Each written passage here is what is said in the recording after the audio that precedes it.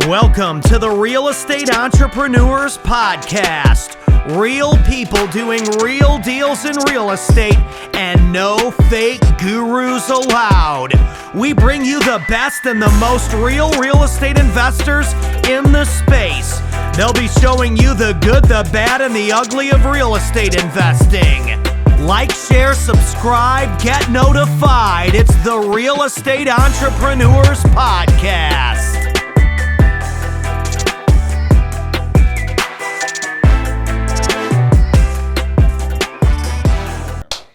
Welcome to the Real Estate Entrepreneurs Podcast. Today, I have my great friend from Phoenix, Arizona, Mr. Geary, the king of Novations is what I call it. If there is another king of Novations out there, you just got dethroned, buddy. Corey, thank you so much, brother, for coming in, man. Man, thank you for having me. This has been a long overdue interview. It has. We've been talking about it for a while. Yeah, and you've actually been to our mastermind twice. You've been to Houston a few times, but unfortunately we could never get on the same page. But finally, you're coming and you're delivering to the audience, guys. Corey has a great story. We're going to get into it. If he can do it, if he can do this business, there's no reasons why you will not be able to do it, because Corey never had it going his way all his life, right? So let's get started, man. Like, who is Corey, dude? I know you, but the audience doesn't know you, right? So let's pretend you met me for the first time. So where were you born? Where did you grow up? How was that, part of your life, right? Great question, man. So I was born in Arizona, and I'm in Arizona now again. I did a full circle back to be next to family, but born in Arizona, moved to Las Vegas when I was in my teens. I was 16 years old. Actually, I was 14. Why did you move to Las Vegas? My dad got fired from his current job. Okay. He's an electrical engineer. He used to work for Salt River Project in Arizona. Got fired or laid off. They had a big layoff, and then he got hired on Nevada Power out in Vegas. So he moved the whole family to Vegas when we were very young. So I grew up my teenage life in Vegas and dropped out of high school, got heavy into drugs, alcohol, just went down the wrong path. All of my teenage life. I had no direction, and my dad, even though he put food on the table, he was not a father. He was never there for us. He was always working. He was always working, and when he wasn't working, he was never at home because he had his own demons that he was fighting. He's got some mental sickness issues that he fights with, and he still does to this day, unfortunately. But so he was never existent in my family. Right. And so I kind of grew up without a father, and so I just basically... That's why you're such a great father today. Yes, because to you guys, that's very high on your priorities. Absolutely. It's one of the top of my priorities. As you know, I just had a daughter. She's 3.5 months Beautiful old. Daughter, by the way. She was on stage on the last mastermind. Yeah, she came on stage. She was the value baby. Yeah.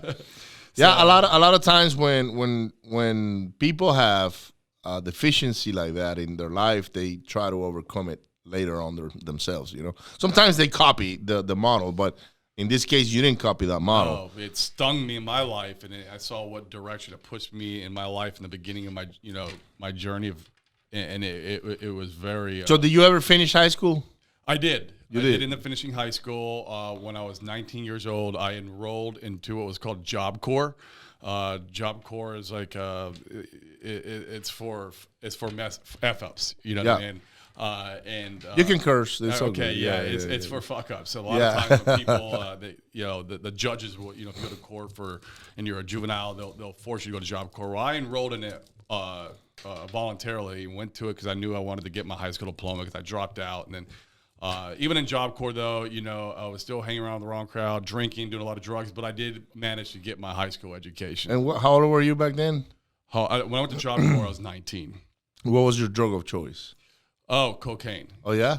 Since that early? That early. Yeah, and I've experimented around with everything. I smoked a lot of pot when I was younger. Drank a lot. Let me say drinking's always been my drug of choice. Okay, cocaine so alcohol first. Cocaine just gets you sober for momentarily. You ride that wave, man.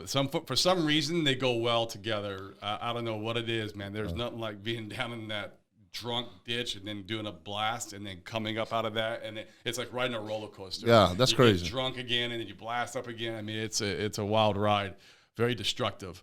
But that was my drug of choice. For sure. And you smoke weed because out of like it was just kind of like to do it because weed doesn't really go with either or. No, you know, it was just weed was kind of my gateway drug actually to everything else. or to calm down. Like weed was my first thing I kind of I did when I think I smoked weed the first time when I was 12 years old. Yeah, just to experiment 12, around. wow. Yeah, and then then got heavy into drinking, and then other hard drugs came. How do you guys get the alcohol? Because look, I grew up in Venezuela. Okay, so the first time I smoked cigarettes, I was 12.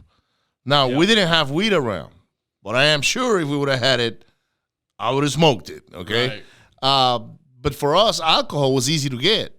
I would just go to the liquor store literally at 12 and buy whatever the hell I wanted, and they would sell it to me. They would sell it to you. Because honestly, you were supposed to be 18, but they didn't give a shit. They just wanted to sell alcohol. So here comes the kid, or maybe they will pretend, or that their father sent the kid to go get the alcohol. Like it happened many times with me. Like my parents and grandparents will send me to the store. It's like, hey, go get us a box of beer or whatever, or a bottle of whatever, and they'll give me the keys to the car, and here I am, 13, driving to the liquor store, buy all this stuff, and go back home. So how can you not expect the kid to freaking become a fuck up by the age of 18, right? So so they made it easy on me.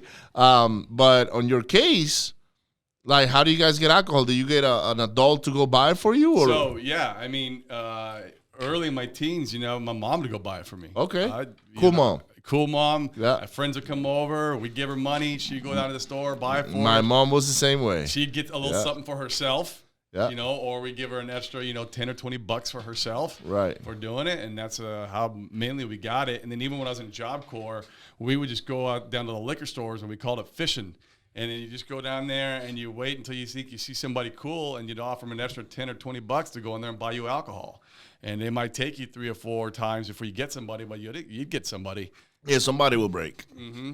So that's how we always got our alcohol. And then, of course, drugs, man. Drugs are just around. Well, drugs are accessible because it's not regulated, so anybody can carry them around, and it's all illegal anyways. It's illegal, but it's the most accessible, and it's funny how that works. Yeah, it's the most accessible. You're right. Mm-hmm. So you ran into drugs at school, or was it on the streets? It was a both. When I was first introduced to drugs was in Las Vegas, and it was in school and in the streets. And it was very dominant in Vegas. I mean, it was everywhere. Yeah, well, Vegas is the city of sin, right? So exactly. Even when I go, like my wife and I went to Vegas many years ago. I think it was our first time that we went together, and we swear that we will never take our kids there. I said, look, let them go when they're grown, but we're never going to bring them here because you can tell, like, on the streets, the energy is low. It is. There is, even though at the casino the energy is high because of the lights, the whole environment. That's what the casino wants. When you get out of the casino, the energy drops, and you can feel the energy from the people that are on the streets, not the ones walking that are like tourists, right? No, it's the ones that are performing or the ones that are people who live there. Locals. Their energy is way low. So 100%. And we've seen people like fall asleep on the side, and because they're high as hell, and on heroin, on who knows what, right? Right. And guess what? Casinos just destroy local economies. Yeah. And I know that because I worked we'll get to this part, but I worked in a casino for 17 years. Right. As a blackjack dealer. And that's what they do. They destroy the local economy. So that's your belief, is that they destroy local economies. And there's countries that have that. They have casinos outlawed. Like in Singapore, it's outlawed for locals to go to the casino. You have to have a tourist passport to go into the casino there because they don't want to destroy their own economy. But they'll allow the tourists to go to the casinos. Yeah, I lived in Singapore for a year, and I don't remember going to the casino. Singapore, another one. Oh, Korea has the same thing. If you go to Seoul, Korea, only tourists can go into the casino. Did you ever go to Singapore? I haven't been to Singapore yet. Okay. No. But I have been to Seoul, Korea. All right. And were you working there as a dealer? Or? No, I went there just to visit and party. Okay. Yeah, I've traveled all over Asia. Oh, cool. So Cool. So,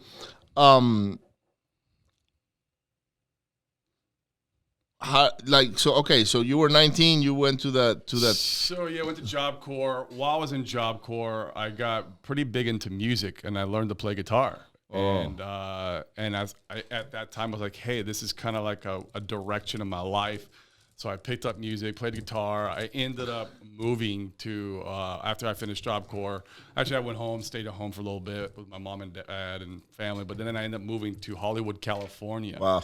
And I was in Hollywood for 3 years, and I went to a school called Musicians Institute. And that was probably the hardest I've ever partied in my entire life. Yeah, that's what I was like. That's why I say wow, because you're going to the middle of the mayhem, you know. Yeah, that was a wild ride. It was a lot of fun. I don't regret it, but I would not repeat it. It was rough. Did you ever party with like celebrities and stuff like that? Yeah, I've done cocaine with Lemmy from Motorhead. Okay. I've done cocaine with some of the Spice Girls. Okay. Done cocaine with what's his name? Can't remember his name from Motley Crue. Which one it was? It wasn't Nikki Sixx, but he was over what was called they used to come. There's all these celebrities would come to what's called the Rainbow Room. Yep. In Vegas, and it was right next to the Viper Room where River Phoenix died, and the Roxy, and that was kind of like the local hangout for all the celebs to go out and party. And we were down there every single weekend, and sometimes during the week, partying. And anybody would show up. And in the Rainbow Room, this place was owned by the mafia, and so you'd go in, and then you could actually buy cocaine from over the bar. Oh wow! Yeah, and they had one dedicated bathroom for you to go and do your cocaine at. And you had to walk through the kitchen to get to that bathroom. But everyone would go to that one bathroom to do their blow.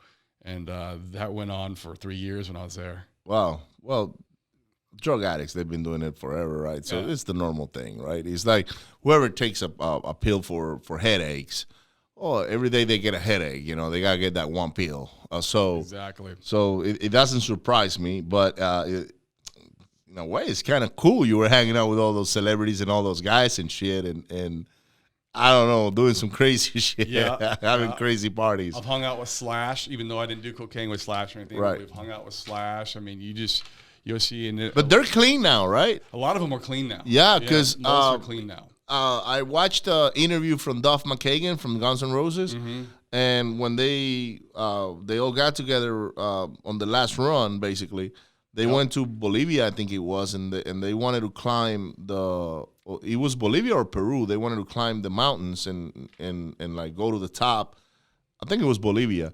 And somebody said, hey, you got to do the coca leave. And he was like, oh, no, like, I don't do drugs or drink anymore or anything like that. And I think Slash was clean then. Yeah. But he did hang out, at the bar. I think we were at the Roxy. And we hung out with him. So. Oh, wow. That's crazy, man. I love those guys. I know you do. I'm a Guns N' Roses fan, so I wish I would have met one of them, and hang out and ask him questions and those kind of things. Maybe one day. Yeah. So you were in Hollywood, and what were you doing in Hollywood? Like playing guitar, playing with a bunch of local random bands, just, living the party life. Racked up a lot of student debt through that school. It's all paid off now. Right. Through my real estate journey, I've been able to pay that off. And that's actually the beginning of my real estate journey is able to pay that off. And but it was just it was a great time. And I met a lot of good people from all over the world. People were coming there from Sweden, from Switzerland, from Europe. I mean, Asia, coming there to study music. So I had a lot, and I'm still friends with those people till today. On Facebook, which is great. So if I ever travel, I have a place to stay in a lot of these places. As long as they're clean, right? Right. And a lot of them are. Yeah. Most of them are now. Some aren't. You know what I mean? It's just it's just the way it is, right? It's just the way it is. Yeah. Yeah. So I mean, even myself, just up to recently. Yeah. So. Yeah, I met you when you were. I wouldn't say a drug addict, but an alcoholic, I would say. Yeah. Right? Because I never seen you do drugs, but I did have a lot of drinks with you. We've had a lot of drinks.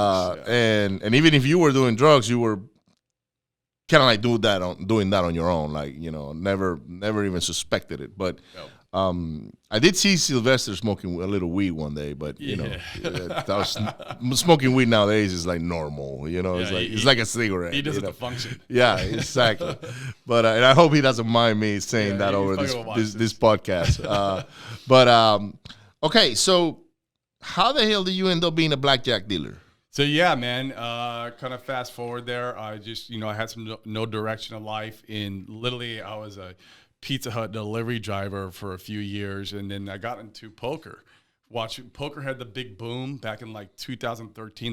The World Series of Poker was coming out. It was very commercialized. So in 2011, 2012, you were driving pizzas. Yeah. See, I didn't know that. Yeah, I was delivering pizzas. I wouldn't see you driving pizzas, buddy. I not at all. Like, make great tips, man. I was making more money than the general manager at the store. And where were you at? Was that in Hollywood? The back around. I'm back in Arizona again. Okay. So, yeah, after Hollywood, I lived all over. I moved to Denver for a while with some girl.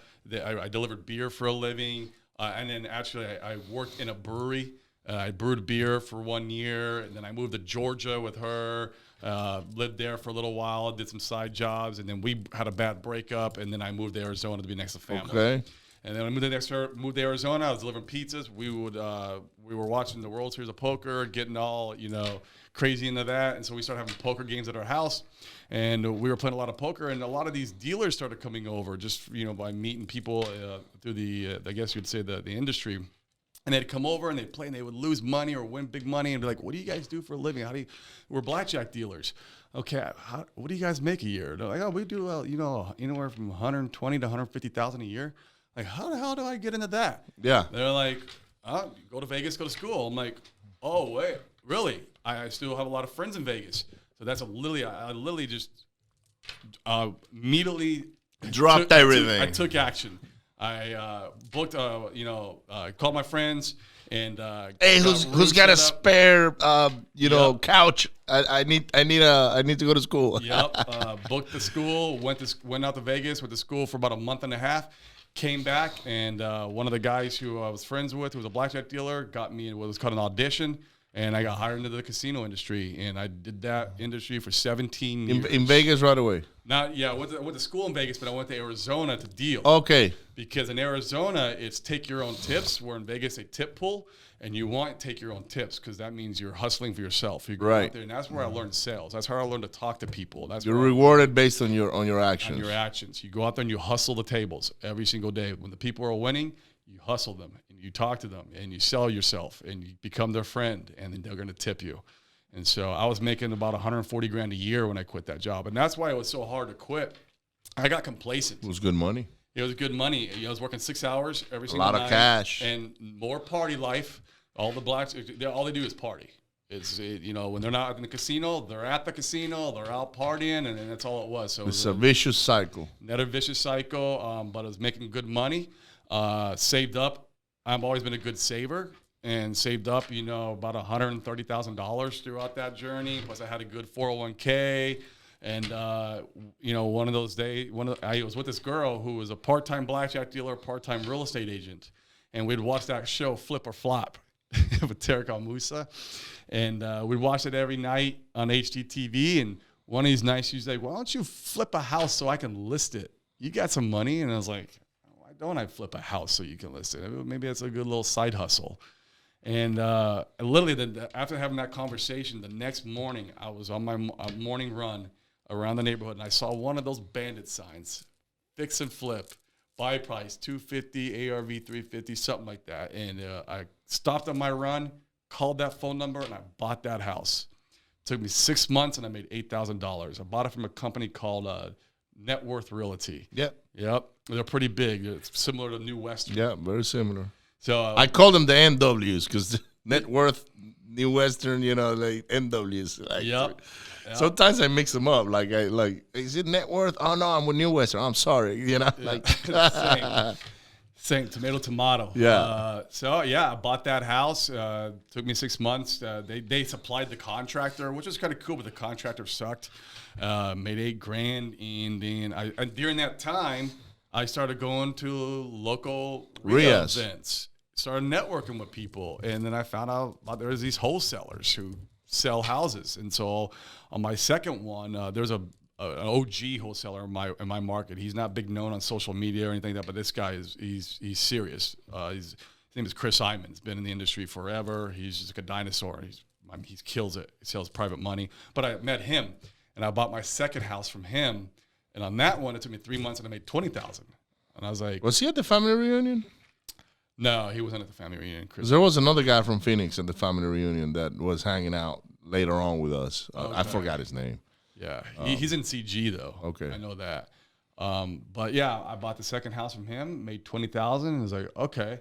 On my third house, so I'm still working in the casino. People are like wanting to partner with me now. They're hearing about what I'm doing. There was one guy there I ended up partnering with, and with his money and my money, I was like, okay, let's turn the gas on. And, you know, not knowing we didn't know, we bought 4 houses all at once from that same wholesaler. And then we had to end up switching contractors because the contractor we had didn't work out. But the new guy was even worse, and we didn't vet him. You know, we didn't do anything. We didn't like look at the RLC to see if his contractor license was valid or if he's, you know, if he's doing business. We didn't check with any previous clients to see how they do it. We just took some referral from somebody and we used them in all 4 houses. And like idiots, we didn't do any. We didn't manage the projects. We just gave him the money, and because we were still working in the casino, and he was sending us pictures. Well, at the whole time, he took our money and didn't do any work. And on those 4 houses, between the money we lost in the rehab and the wholesale them back to the wholesaler, and the holding costs, we lost $250,000 between the 2 of us. It chewed up my partner and spit him out, and he's still in the casino to this day dealing cards. Wow. Yeah, it set me back to zero, where I lost all my life savings, I lost all the previous money I made from flipping, my 401k money, and I was like, well, crap, what the hell am I going to do now? Just work in the casino? And I'm like, I didn't want to give up real estate. And I literally went on Google and typed in, how do wholesalers get deals? Because I'm like, well, I got to figure out how these wholesalers do this, because I got to start from scratch, and I got no capital now. And Mr. Sean Terry popped up when I put that in Google. And so I went down that rabbit hole, bought his course. It was like $1,000 or something like that. Yeah.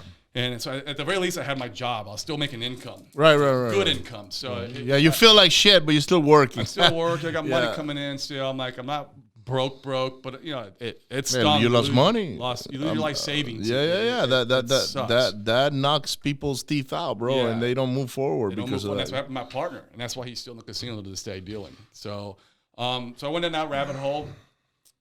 Started direct mail and bandit signs, because that's what Sean Terry was kind of pushing at the time, and go to belly to belly with the seller. And started putting out bandit signs, do a little bit of direct mail. And it took me 10 months from that time to get my first deal. And this is funny. I got my first deal, and I sold that deal to the wholesaler who was selling me deals before. Chris Simon. He bought my first deal. I sold it to him. And so I was like, and I made $10,000. And I was like, here we go. It's proof of concept. It works. It works. And that's when I became a wholesaler. Wow. That's crazy, dude. So, what year is this?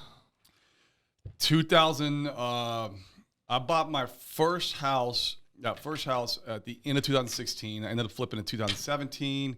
Lost the money probably end of 2017-ish. So 2018 is probably when I started going down the wholesale rabbit hole. Right.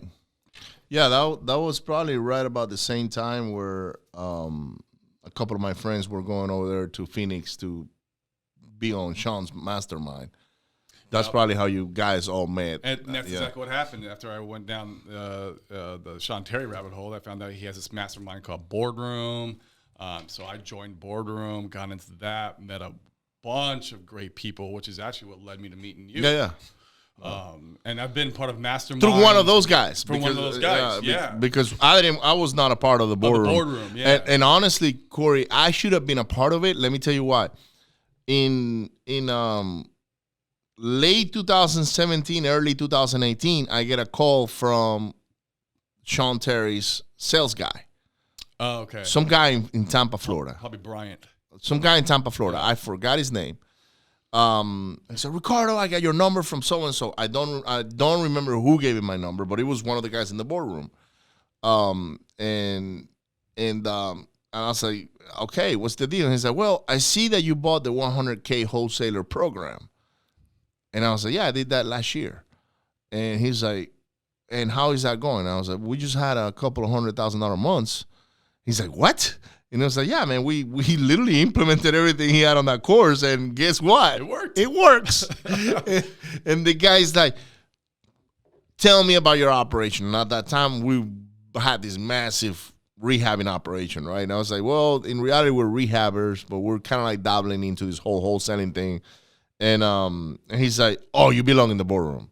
And I said, what is that? And he said, it is a mastermind that Sean Terry has with his closest people where they, share all this information and this and that. And I said, how much is that? He says, 25 grand, right? And what had happened was at the time, we had just went through Harvey. And I just didn't see myself paying $25,000 to become part of a mastermind. That was your reset. Well, I just didn't know where that whole thing was headed. So every penny I had was like, that needs to stay where it's at because I don't know how I'm going to handle this moving forward, right? And I'm glad I didn't. Or maybe if I would have done it, that would have saved me a lot of money. Who knows? But eventually I didn't do it. Yeah. So I could have became part of that mastermind where you were at that time because you were in it at that time. Yep. But I just didn't do it. And then later on is when, I find out that all of you guys were on it because I have a couple other friends here that were on that mastermind. But yeah, he called me and he invited me and he made the pitch and that dude was diligent, man. He was like calling me every 3 months, hey, how's it going? Yeah. He was very nice, Of course, he's trying to make a sale. Yep. But eventually, I quit answering the phone, especially when I was losing my ass. I was like, "Man, dude, I got no 25 G's right now to go put on no mastermind." 25 is a lot when you're broke. Yeah. So, but yeah. So you learn from Sean, your foundation, right? Like that was the foundation. Yeah, your foundation. I did too. Like we come from the same school. Shout out to Sean Terry, guys. If you guys don't know who Sean Terry is, you guys got to go look him up. That guy has helped so many people out, man. He has. And I'm blessed to call him a friend today. Yeah. Phone number, I call him anytime. He's awesome, dude. He came to the mastermind thanks to you because you invited him and he came and delivered and one of the best speakers we had on stage, from a delivery standpoint. But anyway, shout out to Sean Terry, guys. So all right, so you start wholesaling. When is it that you start growing a team? Like hiring your first acquisitions or, like you're like, okay, man, this shit works. I've made some money already. Yep. Proof of concept is there. Proof of concept's there. I know there's some guys now that have some teams. When did that? So obviously I'm part of all these. I started joining masterminds. I even hire, a couple private coaches. And everyone's talking about, you got to do telecommunications, you got to cold call, and you have to build teams. And so I would say it's probably the end of 2018 is what I did is I took the living room of my house and put a bunch of cubicles in there and hired people to come in and cold call for me. I remember the cubicles because I went to your house and you had them in there. Yeah. They were there. My wife maybe just recently. Good on her. Yeah. Good on her. She's like, what is this? Yes. Do we need this? I'm like, well, it's nostalgic for me now. Yeah. So I hired people to come in and cold call for me. This is I'm still at the casino and I had anywhere from 6 to 8 cold callers dialing for dollars for me live. And I was going out, and I just needed cheap lead gen. And I was going out, locking those contracts up, belly to belly. And it was difficult because I was working at the casino at night. Yeah. I was getting, I go to work at 8 o'clock at night, get up at 4 in the morning, 2 to 4 in the morning, go to bed, get up at 8 in the morning, run the real estate and cold call business. And on top of that, drink and do drugs. I was heavy into drinking and doing drugs while all this was going on. So, I was going out, I was on the road all day long, trying to get contracts, managing the call floor. That's 2 different businesses right there, by the way, which I would never recommend for anyone to do because that was brain damage. Running 2 businesses and working the casino. So a good year to year and a half of that went on before the day came when I quit the casino. And it was rough. But I was making money. I was building up capital. And it's funny, in the boardroom, Sean Terry, it was one of my presentations, because they make you do presentations in the boardroom and break your business model down. I was talking about how I was still in the casino, and he's like, well, here's what we're going to do. He made me swear in front of the whole boardroom that by the end of 2018, so it must have been like probably in the middle when I started building the team, He's like, you have to promise to, in front of everybody and to God, that you have to quit the casino by the end of 2018, or you're going to give $15,000 to a charity of my choosing. And I swore. Into 2018 comes, and I was still unsure if I was going to do it. I was like, I can pay Sean Terry his $15,000 and keep doing the casino because the casino is good money. I ended up going to Vegas with a bunch of dealers to party, and I am drunk, and I go ice skating on top of one of the casinos. I fall and break my wrist at the end of 2018, the time when I promised that I'd be out of the casino. And as you know, you can't deal cards with a broken wrist. I was like, this is a sign from God. I got to quit. This is crazy. I'm like, I was thinking about not quitting, and then I go to Vegas and break my wrist. So I went home and gave my resignation because I couldn't deal anyways. I could have gone to FMLA, and it had been like 3 months before I started dealing again. But I was like, no, this is it. This is the sign. And so I went home and I put my resignation in, and that was how I quit. Wow, that was 2018? Yeah, the very end of 2018. Right before New Year's. That's why I went out to Vegas for. It was like right after Christmas, that week between Christmas and New Year's, I went out there to party with a bunch of dealers. And I thought it was a great idea to go ice skating drunk. Wow. So, all right, so you quit. Now you start doing it full time. Yep. Right? You start hiring people. Start hiring people. Well, you already had a team. I had a team of cold callers. Yeah. I was the acquisition manager. I was dispositions manager. I was transaction coordinator. I just had all the different hats. I just had a lead gen machine for me that I had built out. Which is great because if leads are coming in, you're always going to go eat. You know, now you just learn how to fish, right? So you got that fishing rod out there on the water all the time. Yep. And it's now up to you to go, let's reel him in, right? Reel him in. So I was very similar in 2018 and 19. I had a lead generation just running, right? And it was me and Dennis going and locking up deals all the time. And then on 19, we're going through all this, losing our asses. The lease came up in our office, and it was $5,000 in between office and services and things like the lease was $3,000, but in between the whole thing was like $5,000. A lot of money. And we're losing money at the time. So Dennis was hesitant. He was like, dude, what are we gonna do about the office? And I was like, we gotta let it go, bro. Like, we can't, I can't justify being in this office and falling behind on stuff somewhere else. So let's get rid of this liability. Now, the thing is, the reason why he was hesitant is because that office, we had it wrapped around with we buy houses cash. Stop here. Oh. So people will literally walk in to sell us their houses. That's beautiful. So he was like, dude, we still get a deal or two a month. But in my mind, I was like, yeah, but it's just another piece of liability we have. And I just don't want to deal with it. I'd rather put more money into text, mailers, or we were doing mailers at the time. Mailers or something, maybe Facebook ads or PPC. But I just don't, man, Dennis, I'm tired of this. And we went through a lot in that office. So to me, it was an energy relieving thing. But in reality, that office, every month, man, we had 3 or 4 people showing up wanting to sell their houses. Yeah. Wow. So, because it was very high traffic. So, long story short, we gave it up. We went to work from home. And my house was big enough to where I could have 5 offices in there if I wanted to.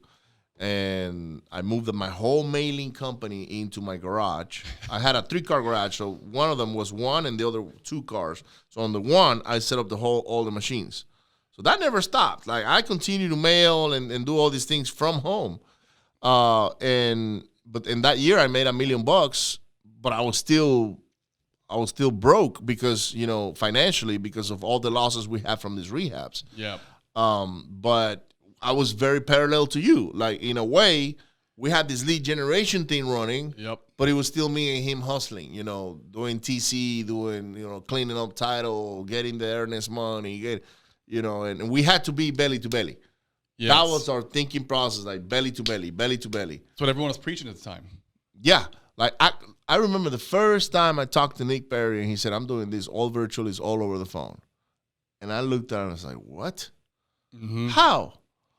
And he's like, we just get good on the phone. and we lock him up the deals. And I thought he was full of shit, literally. I said, this guy must be lying to me. I don't know what the hell. But I knew Nick was a beast, right? He was an innovator on that. I would say if I learned, or if someone gave me the light on virtual wholesaling, was Nick. Yep, me too. And he didn't show me. Like, he didn't really say, hey, this is my process. And he never broke it down. He just showed it's possible. He just told me he was doing it, and I believed him. But actually, I didn't believe him first. But I never took him as a liar. You follow what I'm saying? Like, yeah, for sure. I said, man, show me. Like the Wolf of Wall Street. You show me a $75,000 check. I'll fucking quit my job right now, right? So when I saw that he was doing these things, and he started lead generating with, like, because he had cold callers at the time, I think, and maybe he started doing PPC. I said, man, if Nick can do this shit, I got to figure a way how to do it. And I'm not the type of guy that's going to call Nick and say, hey, man, can you, like, let me look at your process or whatever. I was like, coffee? Yeah, no, I'm not going to do that, pick your right? brain. No, I'm not. Yeah. Even I never call you to ask you anything other than, hey, dude, can I get this or that? But we'll talk shop sometimes, though. But we it's exchange. an exchange. But it's more of a friendship type thing than yeah. anything else. It's not like, hey, let me go steal from you and I'd rather pay for it. It's like, hey, here's the money. Give me the and vice versa, right? It's the like, meat and potatoes. That's give it. me your text platform. That's it. Done. No big deal, right? So he's the one that actually opened up my eyes to virtual wholesaling. And then I started seeing more guys. Mm-hmm. Oh, it's possible. So fast forward. You quit dealing. Now you're building a full-time wholesaling business. How do you quit drugs? Oh, that's real fast forward. Yeah. So I have been sober for a year. Black Friday was 1 year. So what is that? A year and like 4 days. Congratulations, bro. I love it. 1 year and 4 days. I've been completely sober. No, not a drop of alcohol. And I know because I've been around you. We've been in places where there's alcohol, there's drinks, and you're like, give me some water. Give me a tonic water, and it's great because I can hang with everybody now, and while they're drinking, it doesn't bother me at all, and I still get to soak up all the networking and knowledge that the nuggets everyone's passing around, and I get to actually remember it now the next day. Where before, it's like I wake up, what the hell was that conversation last night? What did I talk about? Yeah. I did. Now I get to absorb it all in, which is great.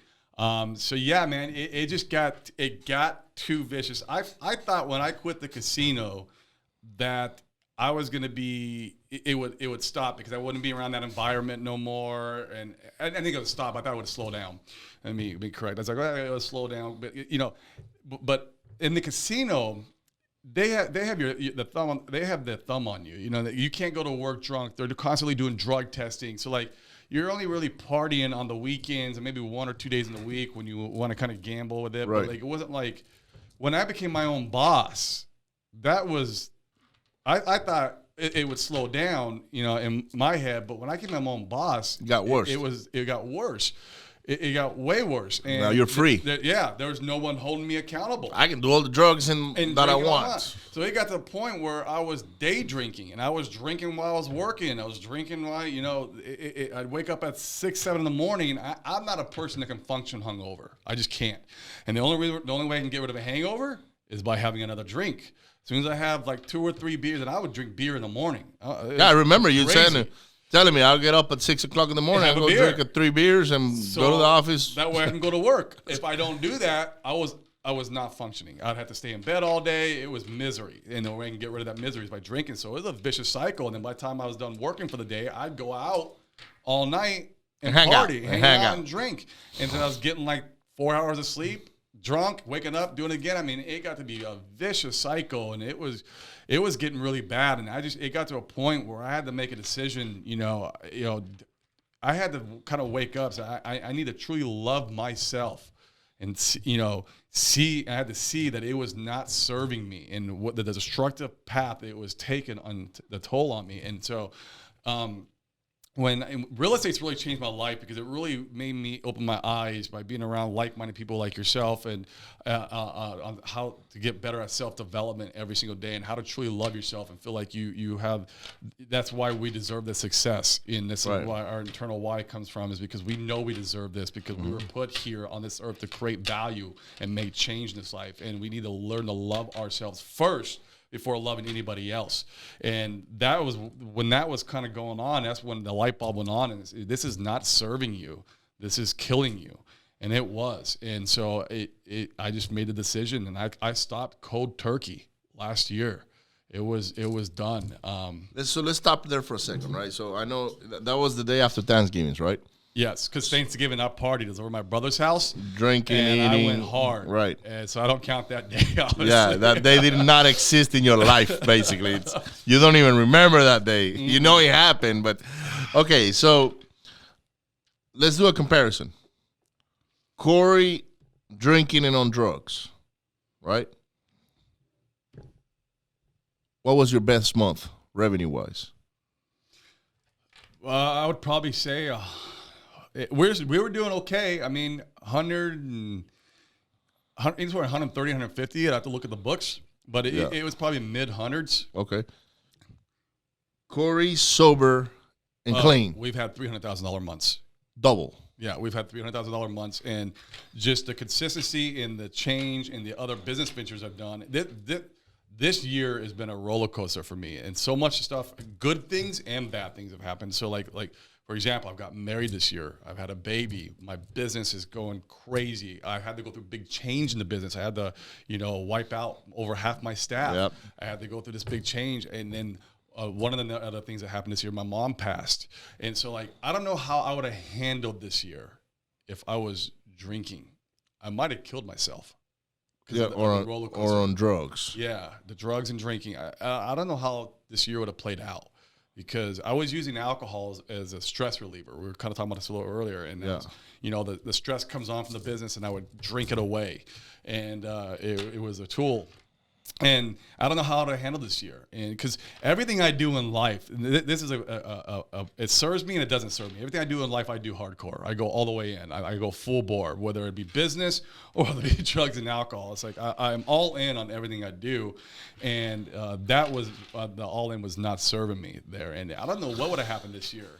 It scares me. It's like I think it was the wake up call came to me at the time. At the right time. The universe, God, whatever you believe in, but everything lines up when it's supposed to. Yeah, it came, and if I'd ignored it, I don't know this year.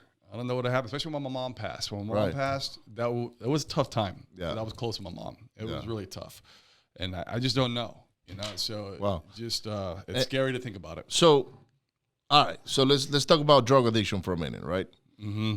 Because that's something that a lot of us battle with, okay? Not me personally, because I don't do drugs, and I've never gotten into drugs. That's good. I was not around drugs. Yep. Maybe that's the reason why. But I do have an addictive personality, so I am sure that if I ever try that thing, you would. I'll be like, wow, right? But like coffee, right? Like we were talking about that. I got off coffee for a couple of months. That's still one of my number one drugs right now. I control it more now, right? So what is it like getting cleaned up, man? Like what was you like? You said on November, the day after Thanksgiving's, I'm going cold turkey. What were those days like? It sucks at first. I'll be fully transparent. There's no other way to put it because you're still hanging out with the same crowd, going out, and you're trying to stop this drinking and doing drug thing. I'm going to the real estate events, going out with you guys, seeing you guys hammer it down, and you're going through that. You just feel like you're not fitting in because you're not drinking. It really sucks at first. I mean, it's a pattern break. You're breaking this pattern that you have in your life for so long. It was tough at first. I would say it was 2 to 3 months where it was a struggle, but after that, it became the most beautiful thing that's ever happened in my life. It became the most awesome thing that's ever happened in my life. I've never loved life and appreciated life more now than I ever have. It has just been, I've never loved myself more, never loved others more since this transition happened. So it has been the most amazing thing that's happened to my life. How long do you, more than money? Yeah. How long do you think it took you to detox?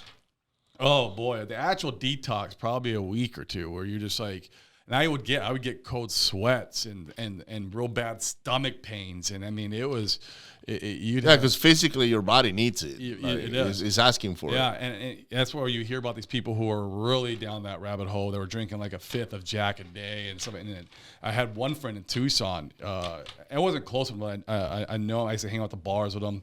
But he was a fifth of Jack a day, and he would go out to the bars. He quit November around the same time I did last year.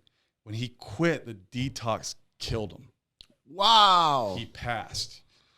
It made him sick. His organs started shutting down, and he passed from it. Maybe he needed to start slowing the doses down. Yeah, and I feel if you're really down if you're really too deep in the rabbit hole, you might have to go to a rehab center and get help and be monitored for if those things are happening. Yeah, because I guess your body gets used to functioning under that. It does. And then they're like, when he doesn't have it, it's like, hey, where's my drug? Your like organs will shut down. But I mean, he was extremely bad. But unfortunate.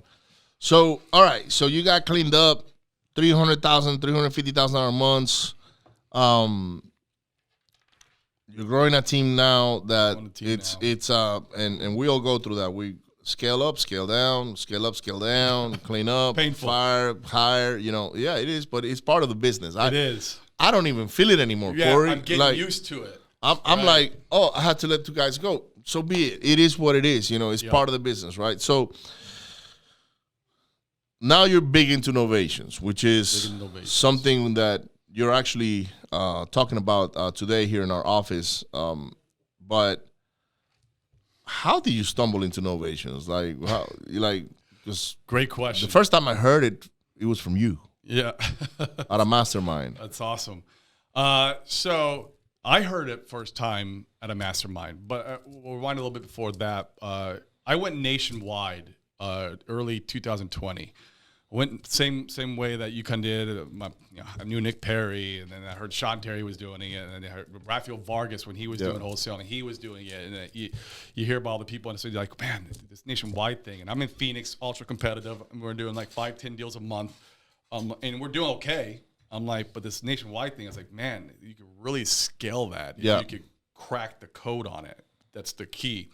Because we first went nationwide. It was tough, man. I didn't know how to run PPC. I knew that was my main marketing channel that I needed to learn. I didn't know how to run it, so I was bleeding a lot of money there. And then we'd lock up contracts, and they'd be in these rural areas. We couldn't get buyers. I was like maybe closing 2 out of 10 contracts we'd lock up. Sucks. The first 3 months I went nationwide, I ran deep in the red. The first month, I lost $70,000. Wow. My overhead and everything. I still had a lot of money in the bank. It took me 3 months to get out of the red where I was starting to see some green again. So it was scary. There was many nights like, I had to close the doors. So I had to go back to just being a domestic, local model. Like, what do I got to do here? And we finally kind of started figuring things out. But there were still a lot of pain points in the nationwide model. And I was in a mastermind one day out in Florida, and there was this guy, he did a presentation, he did $2.2 million a year before, and he had a local model there in Florida, and half of that was Novations. Well, what the hell is Novations? And so that he did a small presentation on it, and then I picked his brain afterwards. He shared with the whole mastermind group exactly how he was doing the model, and I was like, man, I got to look into this a little bit deeper. Because basically he's talking about locking properties up and selling them retail on the MLS. And I'm like, MLS, you can sell properties anywhere on the MLS, even in these rural areas. Right. You can see in these rural areas, there's MLS activity, but there's not a lot of investor activity going on. And I'm like, what the heck? And he's locking properties up for, more than you would normally on a cash offer too. So he's able to, pay these homeowners more. I'm like, God, if I could figure that piece out, maybe I could implement that into my nationwide. So I started just going out into the industry and seeing who's out there. There's a few people doing it on a local model. And so I bought a couple courses. I went, talked to a couple people who are doing it, exchanged, some information on it. And I basically compilated my own little Novation model, and I went nationwide with it. And that's how kind of I did it. And it fixed a lot of problems. One being that, these rural leads, we're able still to lock them up and novate them. Two, if the homeowner has a need price, I always say need price because if it's an asking price, so they're not going below that number. Yeah. If you have a need price that doesn't fit a cash offer model, then you could still novate them. Right. And then you're just monetizing a lot more leads that are already in your CRM, and so. And then you're not the disposition process. You're using the MLS for your buyers list. You don't need no cash buyers for that. No cash buyers on it. So we started doing Novations in the beginning of this year. We were learning about it. I learned about it last year. It was like, okay, and I kept absorbing knowledge on soaking the knowledge up on it. And we did like one deal locally, and I was like, that worked. Holy crap. And so we started doing it nationwide, and now we're a Novation company first, wholesale second. So last week we got 5 or 6 contracts. Wow. And this is after our relaunch. We just how much in projected revenue on there? I think it was 170 if I remember right. Crazy. And out of those, only one of them was wholesale. So it's been great on fixing a lot of pain points for us in our nationwide business on scaling, going nationwide. And I just love the model because you're fully transparent with the seller. You're letting them know exactly the structure of what you're doing. And so there's no wholesaling. You're working in this gray area where you're not letting the seller know what you're doing. It's a lot of fluff in there. You don't want the buyer to know how much you're making. Yeah. Our buyers don't give a shit. Yeah. They're retail. Yeah. They'll outbid each other. Yeah. So we don't care. The buyers, we're not. There's full transparency there. There's full transparency with the seller, and the ones that may be suffering on this case will be those cash buyers that are like, oh, I couldn't get a property because he got novated as opposed to a cash deal. Yeah. Yeah, and we have a lot of our old cash buyers, investors who were, very loyal to us, always calling us. I mean, you don't got any more deals anymore. That happens. It happens. It's like, well, we're doing a lot of Novations now. We do get wholesales once in a while, and if we get one, obviously we'll. Then we'll make you guys fight over it, pretty much, because that's what it is, right? I ran into one of my cash buyers here in Houston a couple of days ago, and she's like, hey, like, how are you? And what's going on with your deals? Yep. And I was like, I kind of left town. Yeah. And she's like, what do you mean you left town? I'm all over the country now. And so I don't need to really we got all these properties everywhere that we buy and sell that we don't even see. And she looked at me like, what? What are you talking about? So, yeah, we evolve in progress, right? And it's because of association, right? So it is. A lot of people say, I'm not going to put money on education. I can figure this out on my own. But that's taking the stairs in reality, and I did that for many years. Yeah. Okay. But now how many groups can I buy my way into? Me too. I'm an advocate of education and self-development. I mean, I've probably spent over $250,000 on just masterminds, coaches. I have no idea how much I spent, but it's a lot. It's a lot. And I will continue to invest in that because it's just it just makes sense. But Corey, we gotta go, brother, because you got a presentation to do here in the next 20 minutes. Absolutely. Thank you so much for sharing your story and opening up and letting people know that, hey, guys, we all got struggles, okay? And Corey was one of those guys that,